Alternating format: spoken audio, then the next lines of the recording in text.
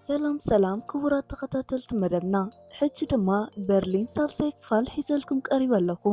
ኣብ ዝሓለፈ ካልኣይ ክፋል በርሊን ከም ዝተዓዘብናዮ ኣባላት በርሊን ናብቲ ካዝና ዘለዎ ቦታ ብዕዉት መንገዲ ከም ዝኣተውን ናይቶም ሓለውቲ ካሜራታቱን ከም ዝተቆጻጸሩን ተዓሲብና በርሊን ድማ ነታ ሃሙን ቀልቡን ኣጥፊኣቱሉ ዘላ ካሜላ ዋላ በዓልቲ ሓዳር ትኹን ኣብ ኢዱ ዳርጋ ከም ዘእተዋ ተዓሲብና ነርና። ሕጂ ድማ በርሊን ሳልሳይ ክፋል ሒዘልኩም መጽእ ኣለኹ። እቶም ሓደሽቲ ኣባላትና ሳብስክራይብ ብምግባር ተኸታተልቲ መደብና ኹኑ። ከምቲ ልሙድ ትዕዘብትኹም ላይክ ብምግባር ጀምሩ። ሳልሳይ ክፋል ክጅምር ከሎ በርሊን ብኸመይ ናብቲ ኻዝና ከይተፈለጡ ኣትዮም ነቶም መመላኽዕቲ ክወስድዎም ከም ዝኽእሉ ፕላኖም ክዛረብ ክብል ብሩስ ካብ ኮፍ መበሊኡ ተሲኡ ቢኬሪል ኢሉ ሻምፓን ከፊቱ ክሰቲ ክብል በርሊን ርእዎ ብሕርቃን ስህተት ጽቡቕ ጌርካ ጸገም የብሉን ብምባል ኣገዲዱ ኣብ ዝወድኣሉ ግዜ እንዳቐድሐ ኩላታ ቦትል ሻምፓን ኣስተዮ። ብሩስ ድማ ብኽንደይ መከራ ነታ ጥርሙዝ ሻምፓን ወዲኡ ናብ ኮፍ መበሊኡ ተመለሰ። ካይላ ድማ ከሓምም ኢላ ማስቲካ ሃበቶ። ድሕሪዚ በርሊን ዘረብኡ ብምቕጻል እዚ ናይ ቤት ትምህርቲ ክላስ ኣይኮነን ህይወትና ንሓደጋ ወፊና ንኣትዎ ስራሕ እዩ። ኣብዚ ዘውፀናዮ ፕላን ገለ እንተጉዴልና እሞ ከዓ ምስ ንተሓዝ ድማ ክሳብ 16 ዓመት ኣብ ቤት ማእሰርቲ ክንብስብስ ኢና። ስለዚ ቀልብኹም ናባይ ጌርኩም ንዝብሎ ነገር ኣስተውዕሉ ይብሎም። ምስኡ ተሓሒዙ ድማ ናይ ቀደም ፈታዊ ዝብሎ ዝነበረ ነገር ኣልዒሉ ስርቂ ማለት ፕላን ጥራሕ ኣይኮነን ሙሉእ ካሪኩለም እዩ እንዳበለ ነቲ ንሱ ብዙሕ ዓመታት መደብ ዘውፃሉ ስርቂ ኣብ መፈጸምትኡ ከብፅሕዎ ድልዋት ኢኹም እንዳበለ ሽሙ ዋላ እንተዘይተዛረበ ንናይ ፕሮፌሰር ቃል ግን ድርቢ የብለሎም። ካብዚ ብምቕጻል ካሊን ምስ ዳምያን መደቦም ክዛረቡ ይገብሮም። መጀመርያ ካሊን ነቲ ቶም ሓለውቲ ዝርእይዎ ካሜራ ቀዳሕ ከተቐምጥን ልከ ናብቲ ኻዝና ከምርሑ ከለዉ ነቶም ሓለውቲ ነቲ ሪከርድ ጌራቱ ዘላ ቀዳሕ ከም ዝእሰቡ ክገብር እየ። እቲ ናይ ጨረታ ዋና ዳይሬክተር ኮሊን ነቲ መመላኽዒ ሒዙ ናብቲ ኻዝና ኣብ ዝመፀሉ ሰዓት ድማ ነቲ ሓቀኛ ካሜራ ከም ዝረአ ክገብር እየ በለቶሞ። ዳምያን ድማ ቀፂሉ ድሕሪ ዝኹሉ ድማ ንሕና ናብቲ ካዝና ዘለዉ ቦታ ብምእታው ብናይ መቑረፂ ሓፂን ዲስክ ጌርና ነቲ ካዝና ቆሪፅና ምስ ወዳእና ብዓበይቲ ካላሜታታት ጌርና ልክዕ ከም ማዕፆ ብዝተወሰነ መልክዑ ከም ዝኽፈትን ንላዕሊ ከም ዝሰሓብን ንገብር ምስ በለ ብትዕዝብትና ከም ዝሓሰብዎ ኮይኑሎም ናይቲ ካዝና ዳሕረዋይ ብዝተወሰነ ሓፍ ኣቢሎሞ ድሕሪ ምኽፋት ወላ ሓደ ሰብ ከይረኣዮም ናብቲ ካዝና ክኣትዉ ከኣሉ። ካይላ ድማ ብሓጎስ ኣብ ላፕቶም እንዳረኣየቶም ነቲ ኣብ ውሽጢ ኮይኑ ዝዕዘብ ዝነበረ በርሊን እውን ደው ኢላ በሰረቶ። በርሊን ድማ ኩልኹም ናይ ስርቂ ኦስካር ዘድልየኩም ሰረቕቲ ኢኹም ብምባል እንዳናኣዶም ከሎ በዓል ዳምያን ድማ ብግዲኦም ንሱ ንባዕሉ ጂኒስ ከም ዝኾነ ይነግርዎ። ቀፂሎም እቲ ካዝና ከም ዝተጸበይዎ ወላ ሓደ ነገር ከም ዘይብሉ ምስ ነገርዎ በቃ ካብ ሕጂ እንዳሓር ነቶም መመላኽዒ ኣቲና ንምውሳድ ኩሎም መመላኽዒታት ክሳብ ናብቲ ካዝና ዝኣትዉ ክንጽበ ኢና ክሳብ ሽዑ ግን ንፓሪስ ክነስተማቒራ ኢና በሎም።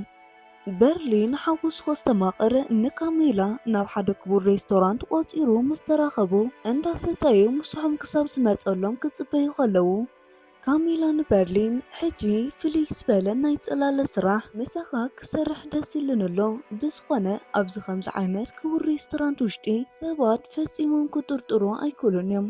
ኣነ ንስኻን ግን ክንገብሮ ኢና እንዳበለትን እንዳቀባጠረትን ናብቲ ናይ ዋልድ ገዛ ቀልጢፍካ ንዓ ክጽበየካይ ብምባል ተሲኣ ኸደት። በርሊን ብተግባራታ እንዳተገረመ ገና ኣብ ጉዕዞኣ ኸላ ካሜላ ግን ንሰብኣያ ኮሊን ብርሑቕ ስለ ዝረኣየቶ ብስምባደ ናብ በርሊን ተመሊሳ ሰብኣይ ኣብዝሎ እንታይ ኢና ክንገብር ኢላ ክትርበሽ ዝተዓዘበን ንዝኾነ ነገር መፍትሒ ብኢዱ ዘይስእን በርሊን ድማ በሊ ቀልጢፍኪ ከይረኣየኪ ናብ ሰብኣይ ክኸይድኪ ሓደ ናይ ስእሊ ዝሻይጥ ውልቀ ሰብ ክረክብ የመጽ ግን እቲ ሰብ ጠባይ ኣሸጋሪዩ ንኣኸላልየካ ኢልኪ ናብዚ ሒዝክዮ ምጽ ይብላ። ካሜሊ ከምቲ ዝተባሃለቶ ብቕልጡፍ ናብ ሰብኣያ ምሪሓን ሒዛቶ ብምምጻእ ምስ በርሊን ኣላልያቶን ምስኦም ከም ዝጽንበር ብምግባር በርሊን ድማ ቅሬታ እንዳተሰምዖ እንታይ ሓሲብኪ ኺ ንሰብኣይ ክምፂኸዮ ኣነ ምሳኽ ካልእ ነገር ዝሓሰብኩም መሲልክ ድዩ ኣነ ኮ ዝተኸበርኩ ሰብየ ከምዚ ዓይነት ነገራት ድማ ኣይተንክፉንን እዮም ብምባል ሓሪቑ ክኸይድ ኣብ ዝሓሰበሉ ሰዓት ኮሊን ድማ ከረጋግኦ ይፍትን። በርሊን ግን ኣይሰምዓካኒ ብምባል ተሰናቢትዎም ይወፅእ። ድሕሪዚ ብዙሕ ከይጸንሑ ክልቲኦም ተረኺቦም ኣብ ጎደናታት ፓሪስ ብፍቕሪ ተመሊኦም ብናይ ሰብኣየን ነገር እንዳተላገጹን እንዳተጓየዩን ንዝተወሰነ ሰሙናት ኣብዛ ከተማ ወፂኦም ንበይኖም ኮይኖም ጽቡቕ ናይ ፍቕሪ ግዜ ከሕልፉን መደባት ከሕንጽጹን ንሰምዖም።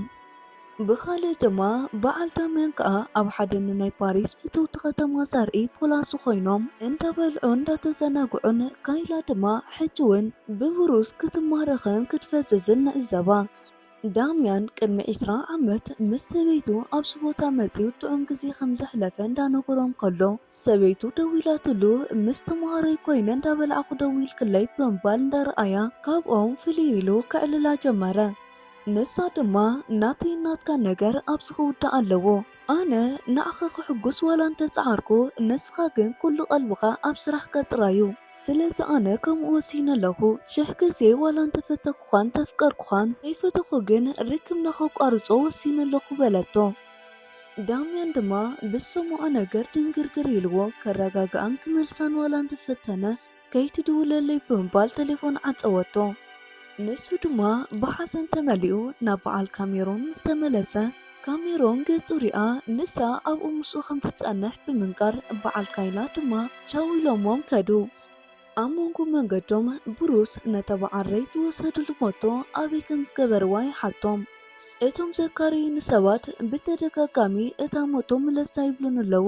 ምስኦም ድማ እቲ ፌክ ፓስፖርት ኣሎ፣ ስለዚ ናብ እንዳ ፖሊስ ከይወስድዎ ምስ በላ ካይላ ምስኡ ቀፂላ ካብቲ ፓስፖርት ስእሉ ብምውሳድ መንነቱ ክፈልጥዎ ይኽእሉ እዮም ነታ ሞቶ ቀልጢፍና ክንመልሳ ኣለና ምስ በለት ረይ ግን ክመልስዋ ከም ዘይክእሉን ሕጂ እታ ሞቶ ብናይ ተቐሺ ሰባት ተታሒዛ ከም ዘላን ክመልስዋ ከም ዘይክእሉን ነጊርዎም ይኸይድ።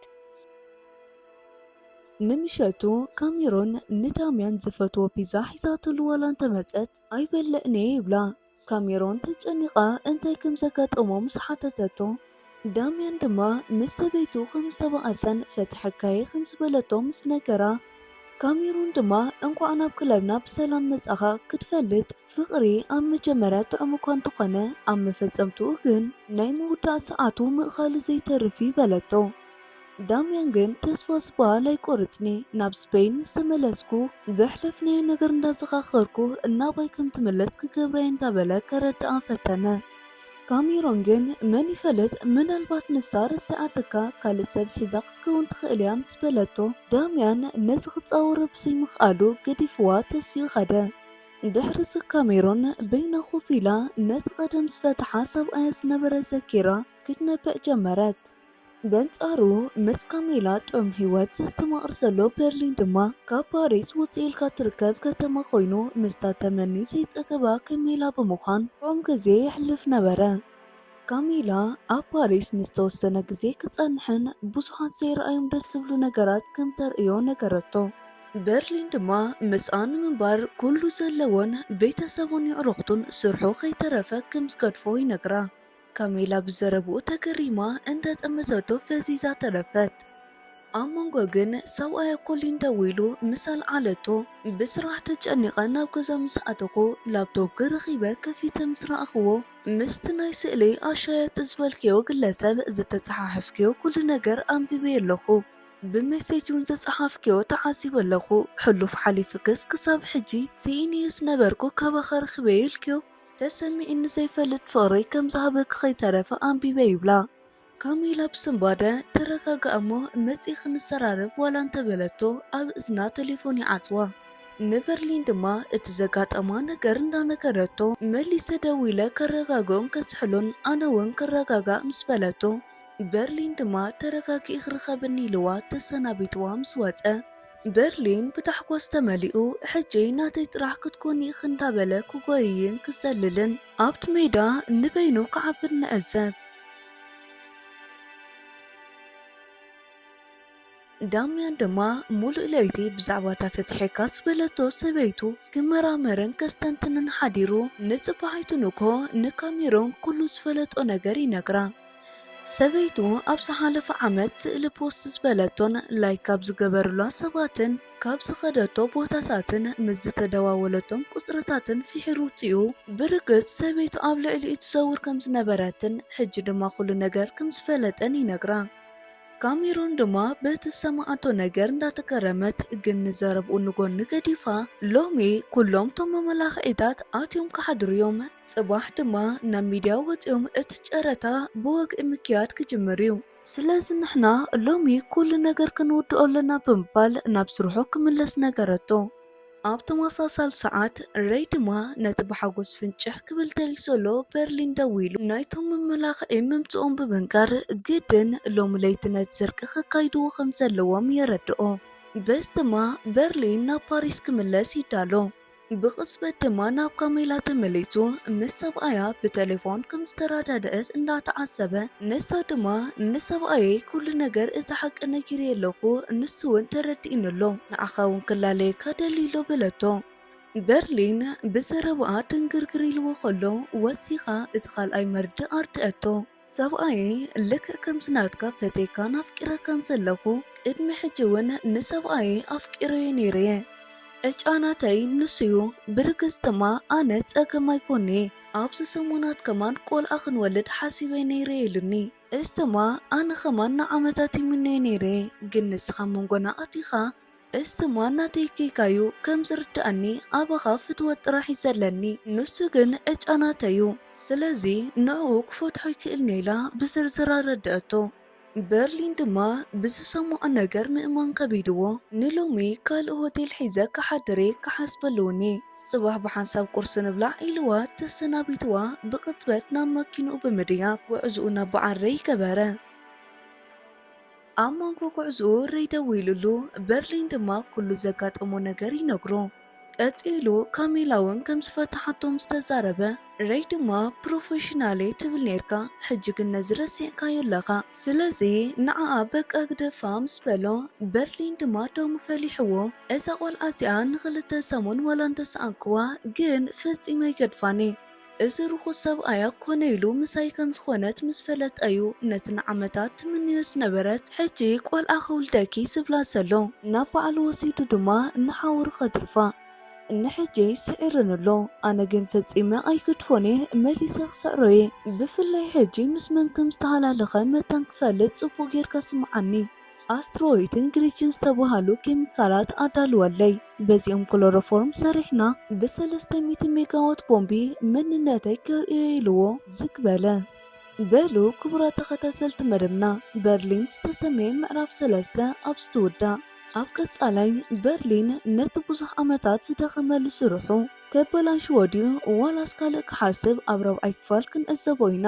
ከም ልሙድ ላይክ ሼር ብምግባር ተሓባበሩና እዞም ሓደሽቲ ኣባላትና ድማ ሳብስክራይብ ብምግባር ተኸፈልቲ መደብና ክትኮኑ እንዳዓደምኩ ክሳብ 4ይ ክፋል ሒዘ ደበ ክስብለኩም ስሰናዩ